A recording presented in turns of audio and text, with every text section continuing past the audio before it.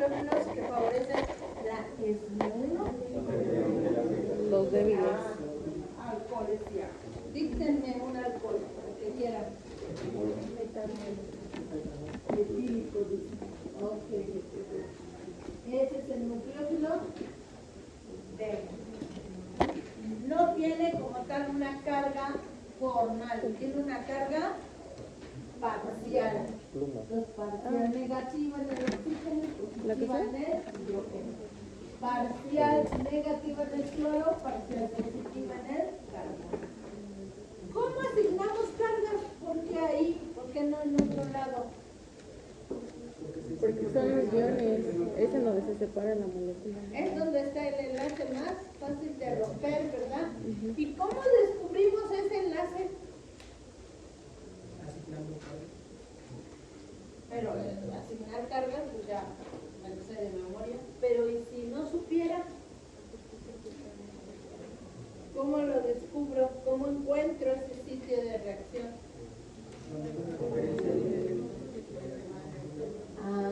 Donde la diferencia de electronegatividad entre los átomos que forman el enlace es la más marcada o mayor. Por ejemplo, le analizo cualquiera de estos haluros y está constituido de enlaces carbono-carbono, ¿cierto? Otro tipo de enlace que encuentro es carbono-hidrógeno. Y yo sé que la diferencia entre 2.55 y 2.3, esta diferencia es de aprox. 0.3 o 0.25, algo así. Y esa es la diferencia de electronegatividad. Entonces, entre el enlace carbono-carbono, pues no se forma dipolo, o sea, ese es el enlace más difícil de realizar. Pero entonces el más fácil es carbono-hidrógeno. ¿Qué otro tipo de enlace presentan estos tres haluros? Carbono-halógeno. Si es carbono-cloro, tengo que restarle a 2.55 el valor de electronegatividad del cloro, pero yo lo reporto en valor absoluto, nada más necesito saber esa diferencia. Si es este, tendría que diferenciar entre la electronegatividad del carbono y la electronegatividad del bromo. Para este, entre el carbono y el halógeno. Les aseguro que cualquiera de estos está como 0.7. De 0.7 más o más es la diferencia entre la electronegatividad entre este carbono y este halógeno. Entre este carbono y este halógeno. Por eso ella asigno la carga, porque es donde está el enlace más fácil de romper. Y eso lo descubrí con, vamos a hacer la diferencia de electronegatividad. Y nada más tengo que poner la carga parcial negativa al átomo más electronegativo. Y la carga parcial positiva al átomo más electropositivo. Así se asignan cargas, tanto de los electrófilos como de los nucleófilos. Eso siempre ando repitiendo los carburo lo mismo, pero llegan aquí y ya no se acuerdan, pero vamos a repetirlo. Ahora, otro nucleófilo débil, díctenmelo. ¿Qué sea diferente a ese? Agua. ¿Cuál otro más? ¿Uno más? ¿Qué alcohol? Metanol. Ok. ¿Y por qué no hacemos uno voluminoso? Ahora el isopropílico, ¿verdad? El alcohol. Porque necesitamos saber cómo se comportan estos haluros en presencia de un nucleófilo débil. Ya estamos, ya nada más con que ustedes en un examen tengan el haluro que tengan, ya sabiendo con su tablita. ¿Quién tiene a la mano la tablita de nucleófilos? Ahí está bien guardada. ¿Guardada para qué la quiero? Es para que refuerces cómo usarla. Entonces ya con esa tablita yo digo, del agua hacia abajo o de alcohol para abajo, ya sé que me favorecen la SN1. Con eso. ¿Sí, verdad?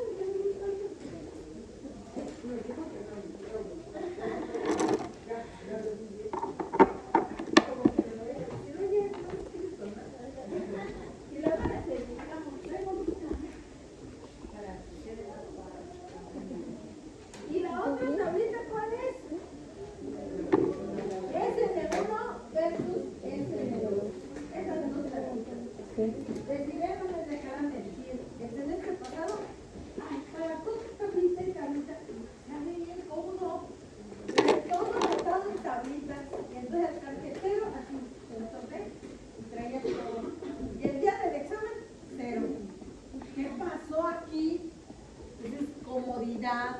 El problema no es traer la tarjeta, es que la dejan guardada en la mochila. ¿Saben qué? No entran a la clase y se la orgánica. 2 tarjetitas afuera. Ahí. La ocupe o no, ya está. Entonces ya nada más con saber la fuerza del nucleófilo, ya sé si se va por SN1 o SN2. Y los detalles vienen cuando estoy haciendo el ejercicio, porque yo digo, bueno, haluro primario. ¿Por qué sé que es primario? Porque está en el Carbono, carbono eso no posee un enlace con otro carbono. Y sé que este es secundario porque este carbono posee 2 enlaces con carbono. Y el terciario, pues posee 3 enlaces con carbono. Así. Y ya sé que el carbono terciario está impedido. Por eso, por SN2, volvemos a insistir, tengo un carbono terciario. Y si quiero que sea SN2 el mecanismo de reacción, y esto es el halógeno, el nucleófilo ataca por la cara opuesta. Pero si estos son voluminosos, pues nunca llega al sitio de reacción, nunca va a ocurrir reacción por SN2, un haluro terciario. Pero ¿qué pasa con el nucleófilo débil? ¿Cómo afecta al haluro? A ver, la sal, el alcohol, ¿no son solubles en agua? Es que la sal se ioniza, es un enlace iónico, pero el alcohol es miscible porque genera puentes de hidrógeno con el agua, pero ambas sustancias se hacen solubles en agua. Entonces, esta es una molécula orgánica. ¿Cómo le afectará el disolvente? Solvatación. ¿Y qué es una solvatación? La salida del grupo saliente, formación de un carbocatión, trigonal plano, y el ion cloruro pues está solvatado. Y entonces aquí no hay como tal un nucleófilo que favorezca la ruptura del enlace, pero por ser un disolvente polar, lo que hace es que este enlace se pueda, como tal, se puede romper, pero ¿por qué efecto dijimos? Solvatación. Y entonces, fíjense, por un lado al salir el grupo sale como ion cloruro y el otro sería un carbocatión. El alcohol va a rodear a mis moléculas tanto del ion cloruro como del carbocatión, mientras que el ion cloruro se va a ver rodeado por puros protones. ¿Por qué? Porque tienen carga parcial positiva, ¿verdad? Parcial positiva, y entonces de esa manera solvata al ion cloruro. Pero el hidrógeno no está solito, ¿verdad? Está unido a una cadena de carbonos. Entonces todo esto es etanol. Son todas las moléculas de etanol. En este lado, fíjense, ahí quien va a rodear a las moléculas del carbocatión, ¿qué van a hacer? Los oxígenos. Porque es la carga parcial negativa. Entonces va a estar rodeado por puros oxígenos. Y de esa manera es como se estabiliza nuestro carbocatión. Pero no hay un nucleófilo que provoque la ruptura de manera rápida. Entonces esa solvatación es tardada, entonces no es tan rápida. El paso determinante de la reacción se le llama paso 1 de este mecanismo, que es por SN1, se llama formación del carbocatión. Ese es el paso determinante. Otra cosa que tenemos que recordar es que hay diferentes tipos de carbocatión. Si el carbono tiene hidrógenos y solo está enlazado a un radical, a un carbono, o que sea hidrógeno, se le llama carbocatión primario. Si el carbono donde se forma la carga positiva está enlazado a dos carbonos, solo un hidrógeno, pues es carbocatión secundario. Y la tercera opción es que no tenga enlaces con hidrógeno, y es el carbocatión terciario. Por estabilidad, el que se forma más fácilmente es el que menos tarda en formarse. Se requiere mejor energía para solventar y generar el carbocatión terciario. Es estable, fácil de obtener. Este es primario, es el menos estable, más difícil de formarse. O sea que si yo les dijera aquí una pregunta de examen, ¿cuál de las tres reacciones ocurre en menor tiempo? ¿Cuál sería? La tercera, ¿sí? Es la que se lleva a cabo más rápido. ¿Y por qué esta es más tardada? Porque es más difícil de formar carbocationes primarias. Eso es un hecho. Pero se pueden formar, y una vez formado, lo que como paso número 2, aquí voy a ir poniendo, ¿qué se va formando? Se va formando el carbocatión. Si el paso determinante es la formación del carbocatión, entonces paso 1 del mecanismo forma el carbocatión. Pero ¿está como tal influyendo el nucleófilo? Sí, influye, pero no se nota como tal que haya un ataque para formar ese carbocatión. En todos los casos,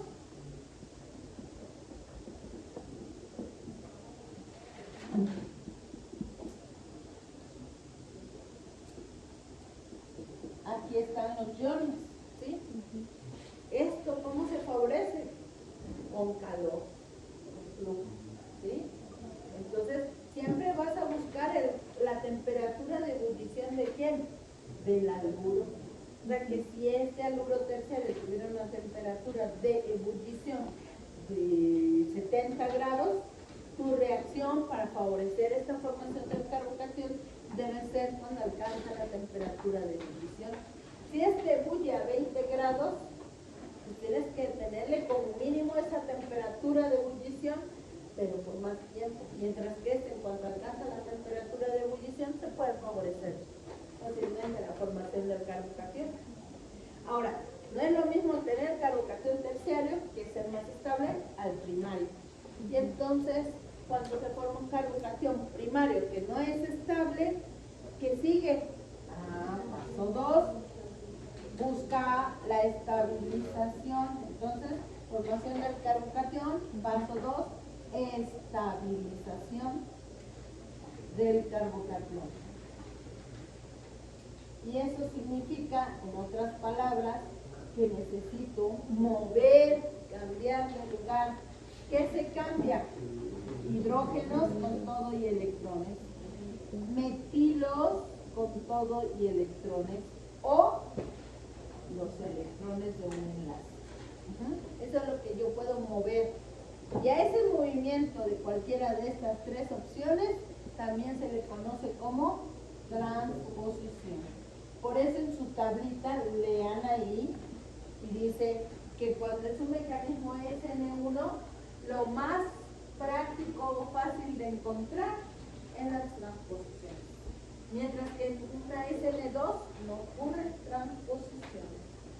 ¿Cuál es el objetivo de la transposición? Estabilizar al carbocatión. En este caso, ¿cuáles son los hidrógenos que puedo mover? Los que están al lado del carbocatión. Esos que acabo de señalar también reciben el nombre de hidrógenos alfa al carbocatión. Y si se mueven los electrones, cambian de posición para enlazarse al carbono primario. Esa transposición de hidrógeno es una transposición, me da lugar a un carbocatión más estable. Más estable, no es el más estable de todos, pero es más estable con respecto al primario. Entonces le llama carbocatión secundario. ¿Sí? Y hay posibilidad de generar un carbocation terciario con estos movimientos, cualquiera de estas tres opciones. Ya no, ya está, ahí se queda. En el segundo caso, ¿hay facilidad de convertir ese carbocation secundario en terciario? No, entonces no tiene sentido la transposición. No siempre se lleva a cabo. Y en el tercer caso, ya tengo el carbocation terciario, no es necesario, porque ni siquiera puedo conseguir que sea otro terciario, sería así nada más. Entonces, solo va a haber transposiciones, sí, solo sí, se requiere. Y entonces el tercer paso del mecanismo de reacción es el ataque del nucleófilo. En este caso, ¿quién es el nucleófilo? Pues el alcohol o el agua, depende con qué estoy haciendo reaccionar a esta molécula. Hay algo interesante, ahí dibujé el carbocation, pero cuando yo les ponía esto, un carbono con así, 4 enlaces, tetraédrico, contando que el brazo es un enlace. Cuando lo pongo así, yo les dije que en este caso, por SN1 no va a atacar el nucleófilo por la cara opuesta y sale el haluro, eso no sucede, sino que hace una solvación, se forma el carbocation y el ion cloruro o bromuro yoduro queda separado de nuestro radical alquil. ¿Por qué? Luego que salió el grupo saliente, ¿qué observaron en el puño? ¿Cambió la geometría? Fíjense, yo lo tenía así, de esta manera. Tetraédrico. En cuanto sale el grupo saliente, se forma un carbocation. ¿Cómo lo estoy dibujando? Como un triángulo. Pero fíjense, luego lo puse en un mismo plano, ¿verdad? Eso es lo relevante de un carbocation. Se vuelve trigonal plano. Eso quiere decir que cuando en este paso ataca el nucleófilo, ya sea etanol, agua o isopropanol, si este es el nucleófilo débil, puede atacar por una cara o por la otra. Y entonces, si yo tuviese un centro quiral, como es en este caso, un centro quiral, ¿qué le pasa a este centro quiral? Se pierde. Y entonces, no hay inversión de la configuración, ni retención de la configuración. Sí, existen ambas, pero ¿en qué porcentaje? 50-50. Entonces, pareciese que se perdió la configuración, pero como el ataque puede entrar por una cara, al entrar por esa cara ocurre pues, la inversión de la configuración. Si entra por la cara donde estaba el halogenuro, se conserva la configuración. Terminas tú con una molécula que si aquí decimos que tenemos 100% el isómero R, el producto de la reacción te va a dar 50% del producto R y 50% del producto S. A eso se le conoce como una mezcla racémica. De tener solo un producto enantiomérico, o sea, solo uno de los dos, el producto de la reacción resulta la mezcla racémica. Ese es relevante, ¿eh? No es como en la SN2, que sí hay 100% de inversión de la configuración, de pasar de S se convierte en R.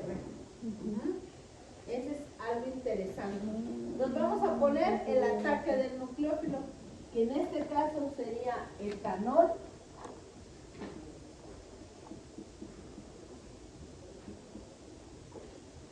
El ataque sería por la cara de enfrente o la cara de atrás. ¿Cómo lo dibujarían ustedes?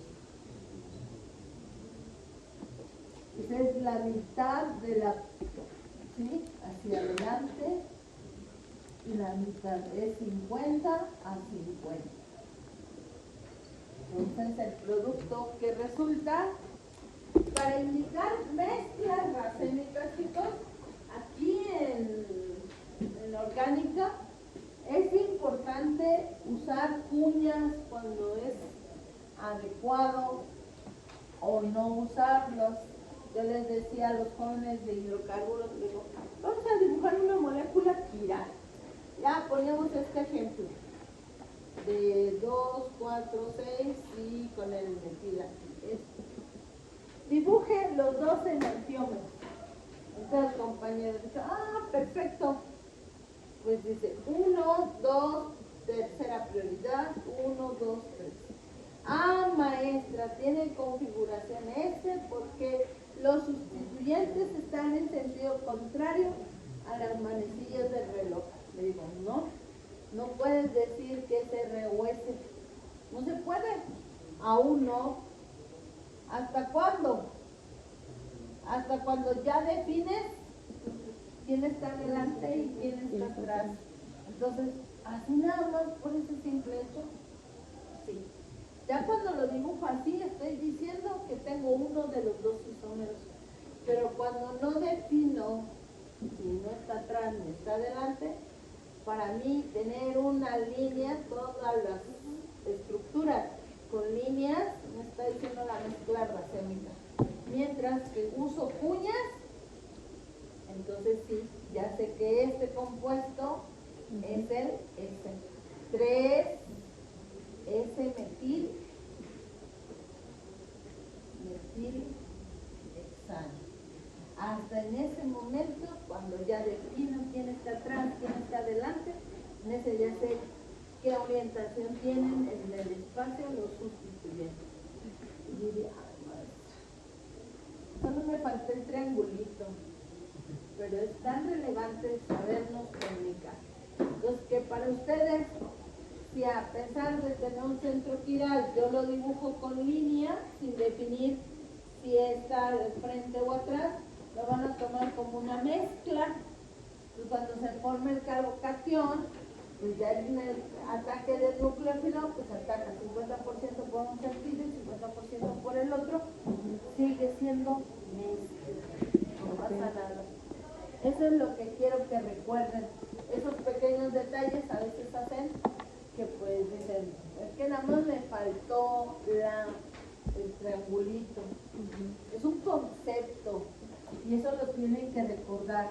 Y si se les llega a pasar, con que cuando es el cierto, se me olvidó definir que ya no tenía el producto ópticamente puro. O sea que si les llegase a preguntar esto, ponga el producto que se forma cuando el 2-bromo y como ya tiene un centro quiral, 1, 2, 3 es ese, entonces estoy diciendo que este compuesto se llamaría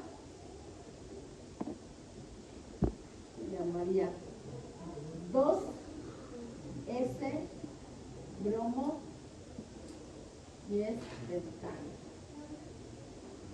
Cuando el 2S bromo pentano reacciona con agua, entonces esperan ustedes que el nucleófilo reaccione por ambas caras y el producto de la reacción va a ser un alcohol protonado, y es relevante que cuando el ataque al carbocatión ocurra, no se vean obligados a decir por qué cara atacan. ¿Por qué? Porque tienen la misma probabilidad de haber entrado por el frente o por atrás. Y entonces decimos que en los mecanismos SN1 no hay configuración, porque es una mezcla cuando es un centro quiral. Entonces eso que se les quede claro. Hasta aquí el ataque va a ser siempre por ambas caras. Entonces si aquí es el propanol, la pregunta que ahora les haría, oigan, ¿y el isopropanol, que es voluminoso, formará enlace con ese carbocatión que es terciario? ¿Ustedes qué dicen? hablando ahora, estoy diciendo que los sustituyentes son voluminosos.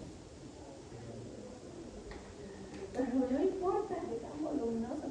No son trigonales planos. Sí. Entonces, Pueden tener por cualquiera. ahí no importa. No pasa como en la SN2, que por impedimento estérico no pueden reaccionar por SN2. Aquí por SN1 sí, Sí puede. porque el carbocatión es trigonal plano. Y entonces puede atacar por una cara o por la otra, por la cara de atrás o por la cara de enfrente. Ambas tienen la misma posibilidad. Y aquí también dibújenle lo mismo.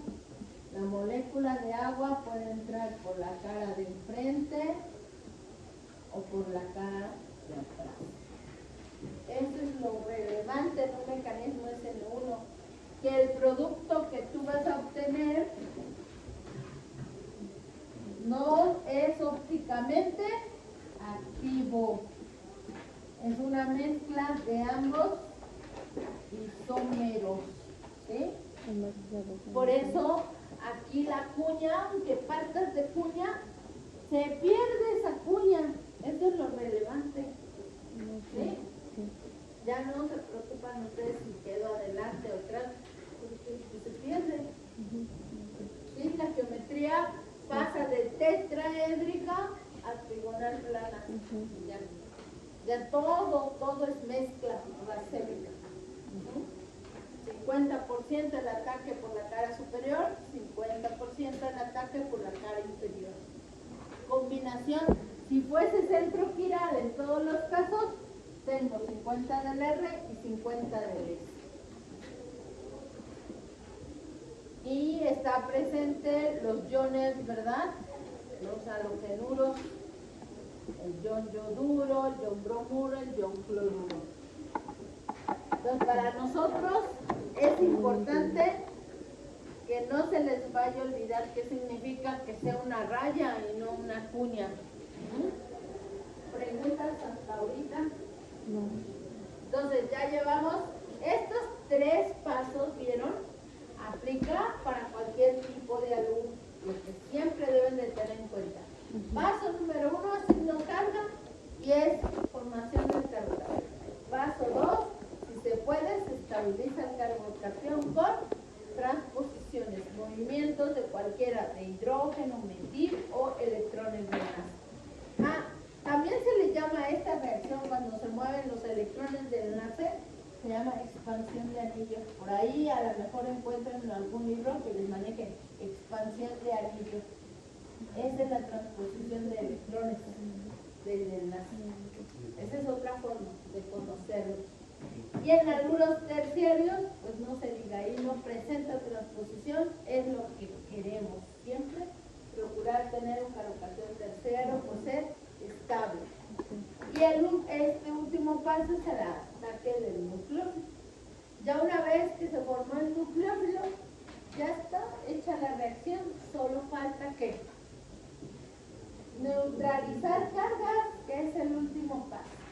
Pregunto yo, si ustedes tienen su tablita de nucleófilos, ¿dónde está su tablita? Véanlos, digan, entre el etanol y el ion cloruro, ¿quién es nucleófilo fuerte? Ion cloruro, ¿verdad? Entonces, fíjense lo que puede pasar en industrial, cuando lleguen a industrial. Mucho cuidado con esto. Fíjense, ¿con qué nucleófilos tienen el ion cloruro y tienen etanol? Maestra, es que el etanol ya lo ocupé para hacer el ataque nucleofílico. Pero nuestro nucleófilo puede fungir también como disolvente. Por eso a este tipo de mecanismos también se le conoce como algólisis. A este también se le conocería como hidrólisis, isopropólisis, y también podríamos, si ocupamos amoníaco, aminólisis. O sea, esos términos implican que aparte de ser un reactivo, lo estás usando como disolvente. Entonces yo preguntaría, ¿Con qué remueven este protón para neutralizar la carga del éter? ¿Con una molécula de alcohol o con una de ion cloruro? Fíjense, ambas son válidas, ¿eh? Pero mucho cuidado. Si yo pongo la cantidad adecuada de etanol, o sea, no lo pongo en exceso, pues lo uso con el ion cloruro. Pero si mi reacción la quiero llevar a cabo en solución bien disuelta, le pongo exceso de etanol. Entonces, por probabilidad, el etanol, si es el disolvente, va a ser el que abunde. Y estos iones van a estar ahí, pero contados. Entonces, la probabilidad me dice que si hay más moléculas de etanol, sea el mismo etanol que remueve el protón para estabilizar la carga en el oxígeno. Es que depende cómo esté redactado el ejercicio. Si te dice, el etanol en exceso, tú lo tienes que remover con etanol, abundan más moléculas de etanol. Pero si te dice 1 a 1, una mol de etanol con una mol de tu halogenuro, entonces una vez que ya reaccionó el ataque nucleofílico, nada más te queda el ion cloruro. ¿Quién dijo que no entendió lo que dije? ¿Sí? Sí. 1 a 1 remueves el protón con el ion cloruro. Pero si tu nucleófilo es disolvente al mismo tiempo, entonces remueves el protón con el etanol. Como que no te va muy convencido. ¿Tienes tu duda? Es que eso es relevante. No entendí muy bien. Diga, ¿Me puedes repetir otra vez? si yo tengo una molécula de este anuro primario y una mol del disolvente y los pongo a reaccionar, una vez que ya estoy en este último paso, que ya ocupé el etanol para hacer el ataque nucleofílico y formar el éter protonado, ¿con cuál de los dos remuevo este protón? Pues ya ocupé este porque era 1 a 1. Ya no existe. Entonces tendría que remover el protón con el ion cloruro. Porque ya lo ocupé una mol del haluro, aquí está la mol, y acá la mol del alcohol, ¿qué está? ¿Qué es lo que no ha reaccionado aún? El cloro. El cloruro. Entonces ocupo el ion cloruro para remover el protón. En cambio, si me dicen que el etanol es el nucleófilo y está en exceso, porque además es solvente, ¿quién remueve el protón? Con el Con alcohólisis, ¿no? Exactamente. Tengan mucho cuidado con eso, porque ahorita lo estamos haciendo con exceso de nucleófilo. Por eso voy a remover el protón con el etanol. ¿Queda claro por qué? Es que con el maestro Berna, nada más les dice 1 a 1. Y ustedes van, no es que la maestra Margarita nos enseñó que era con el etanol. Sí, solo sí, es también el disolvente. En exceso. Está en exceso. ¿Sí? Esas dos cosas a veces, por eso en industrial siempre me reprueban porque no comprenden la instrucción. Le están diciendo, es una alcohólisis. En este último ETS que pasó, esa fue la instrucción, les dijimos, con una solvólisis. Y solvólisis quiere decir que el disolvente estaba en exceso. Entonces los chicos se fueron con el ion cloruro haciendo el mecanismo. Y era con el solvente o disolvente, como le quieran llamar, y el producto entonces sí te daba un éter más etanol. El etanol iba a estar protonado y ahora sí los iones cloruro formaban el ácido respectivo y el disolvente. Y entonces tenías por un lado etanol más ácido clorhídrico. Y se comieron un paso y por eso eran menos puntos. Y unos quedaron a 5 nada. Y dices, ¿cómo? Pues es que no terminaste el mecanismo de reacción. Sí, sí lo terminé porque mire, el ion cloruro remueve el protón, pero es solvólisis, está en exceso el etanol. ¿Por qué les estoy aclarando esos puntos? Porque tal vez para mí me daría lo mismo que lo remuevan con el ion cloruro, porque al final, pues eso es lo que voy a obtener, el ácido y el disolvente. Pero para un mecanismo de reacción sí debes de saber por qué no fue con el cloro, sino con el que está en exceso. Aquí es lo mismo. ¿Con quién voy a remover este protón? Con otra molécula de agua. Y por eso van a descubrir que cuando hagan mecanismos de reacción en industrial, el profesor Berna empieza aquí,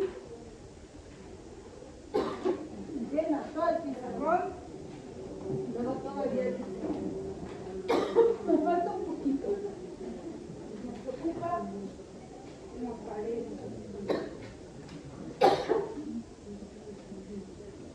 Sí, es un éter más ácido por lo menos rico, ¿no? Sí, porque la buena que ataca y después. Y nuevamente hagan esos pasos para que se vayan acostumbrando a realizarlos.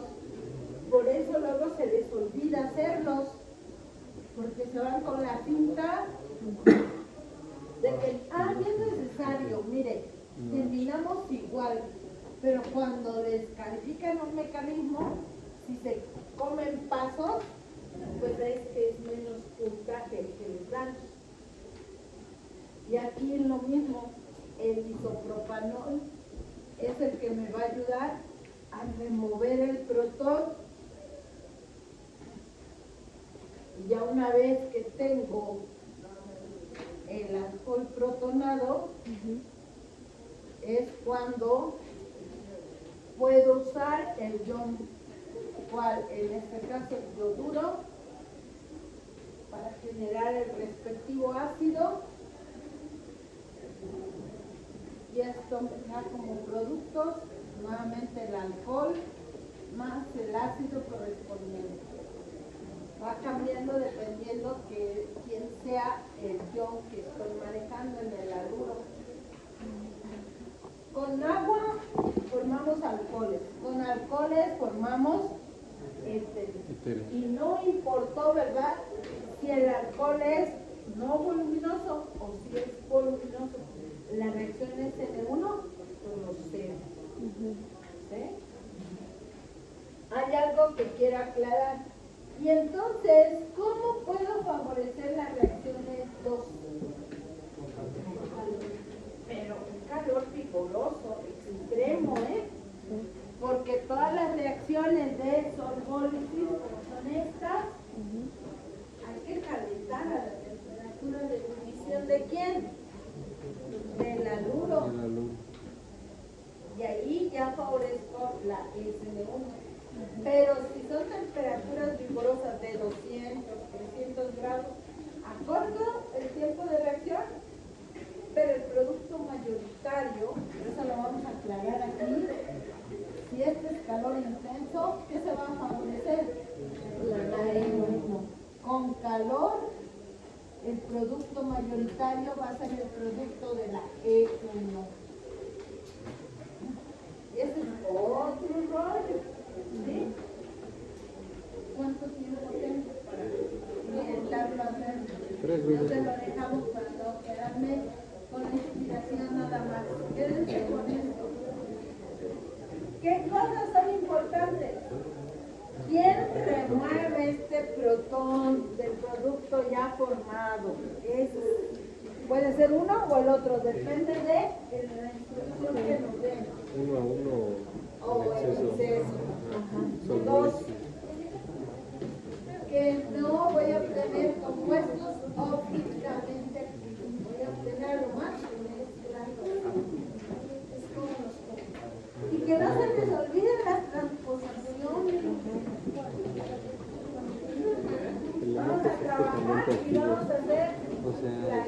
números. Las dos tarjetas tienen que ser a la mano.